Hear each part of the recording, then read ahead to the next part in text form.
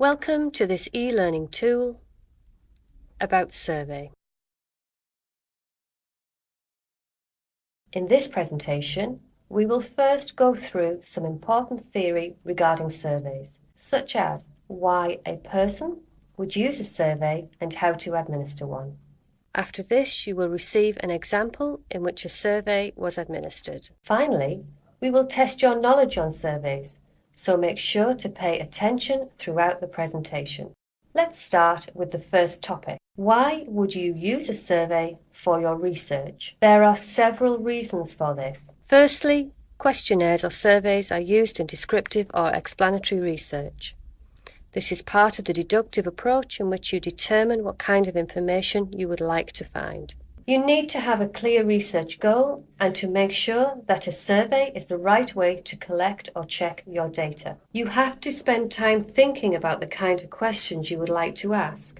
In a survey, closed questions are most appropriate. An example of this is the level of satisfaction a consumer has about a product. This should give a clear answer, such as poor or excellent.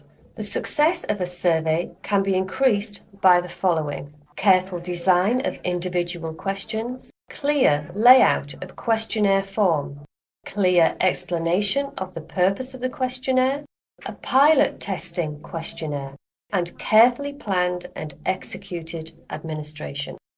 We will now look at the second topic of this presentation. To administer a survey, there are several elements to take into account, such as the sampling frame, the sample size, and the sampling technique. Let's first look at the sampling frame. What exactly is a sampling frame? A sampling frame can be described as a list or a set of resource material that includes every member of the population from which a sample is to be taken. What is the purpose of a sampling frame? The purpose is to provide a means for choosing the particular members of the target population that are to be interviewed in the survey. There are several aspects of a good sampling frame. It includes all individuals in the target population. It excludes all individuals not in the target population. It includes accurate information that can be used to contact selected individuals. And it must be up to date, must be complete, and must be affordable and easy to use. In this table, you can see an example of a sampling frame. It includes a list of all the names in a population, and they are numbered. Note that it also includes information on age and gender, in case you want to draw a sample from that as well. Now that you have a sampling frame, it's time to choose your sample size. What exactly is a sample size? It can be described as the size of the sample of the population which you will send your survey or questionnaire to. When using probability sampling, there is a set table which can be used to determine the sample size. The purpose of a sample size is to make a judgment about a population from a data collection. In some cases, many or almost everyone in the sampling frame can be questioned. However, sometimes a sampling frame consists of 10,000 or even more people, and it would be impossible to question everyone.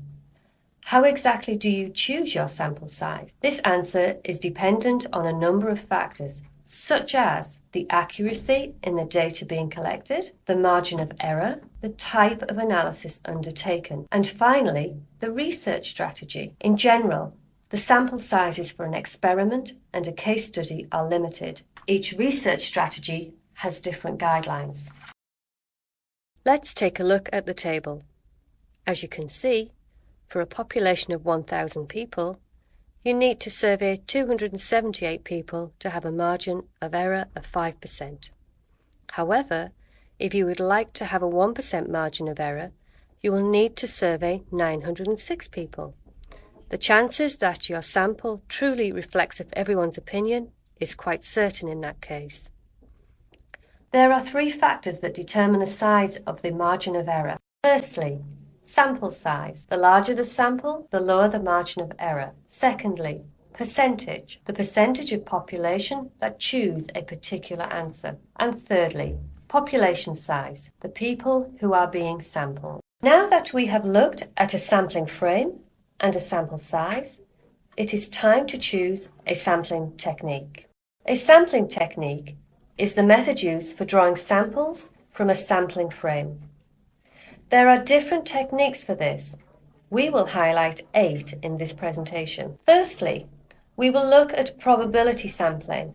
Probability sampling means that you know the chance of each case being selected. Firstly, simple random sampling, where we select a sample at random from the sampling frame using either random number tables, a computer, or an online random number generator. Simply close your eyes and point with your finger. Secondly, systematic sampling, selecting a sample at regular intervals from the sampling frame. For example, choose every third number in a list with numbers. So if you have numbers 1 through to 10, you would choose numbers 3, 6, and 9. Thirdly, stratified random sampling, which is a modification of simple random. Divide the population into 2 or more groups based on a significant attribute, such as marital status. Then apply simple random technique to each group. Fourthly, cluster sampling. Divide the population into clusters, usually based on a postal code or other geographically defined area. Another way of sampling is non-probability sampling. This means that the chance of each case being selected from the total population is unknown. Firstly, we have purposive sampling. This enables you to use your judgment to select cases that will best enable you to answer your research questions and to meet your objectives. Secondly, there is snowball sampling. This is commonly used when it is difficult to identify members of the desired population. Here, you need to make contact with 1 or 2 cases in the population, then ask these cases to identify further cases, then ask these new cases to identify further new cases, and so on. You would stop when either no new cases are given or the sample is as large as is manageable. Thirdly, there is self-selection sampling, where you, as a researcher, allow each case, usually individuals, to identify their desire to take part in the research. You can find these cases through, for instance, advertising it somewhere, such as in a newspaper or through social media. And fourthly, convenience sampling, where you would randomly select those cases that are easiest to obtain for your sample. An example may be being interviewed at random in a shopping centre. However, this technique can be very subjective, based on an individual's opinion.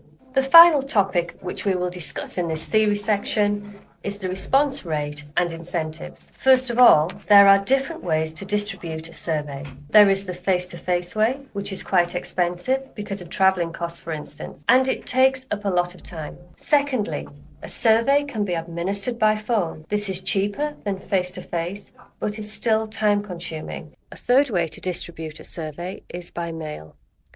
This is more expensive than phone, but not very time-consuming. Finally, you can send a survey by email, which is the cheapest way of distributing a survey, and it is not very time-consuming either. Now, how do you decide which way you want to distribute your survey? First of all, you will have to look at the type of research you're conducting. For instance, if you need in-depth information about your topic, a face-to-face survey might be best. You will also have to look at the response rate. The response rate in a face-to-face interview or by phone is obviously higher than the response rate by email. You can increase your response rate by giving incentives, by sending reminders, and by making short questionnaires instead of longer ones. In these tables, you can see a number of strategies to raise the response for postal questionnaires. We will now highlight a few of these. If we look at incentives and we take the point of monetary incentive versus no incentive, we can see that we have a very high impact if we offer a monetary incentive. When we look at length, if we have a shorter questionnaire versus a longer questionnaire, we can also see that we have a very high impact if the questionnaire is shorter. And if we look at the content, if our content is more interesting versus a less interesting questionnaire, we will have a much higher impact. We will now show you a video on how a questionnaire can be administered. Please watch and listen carefully, as we will test your knowledge at the end.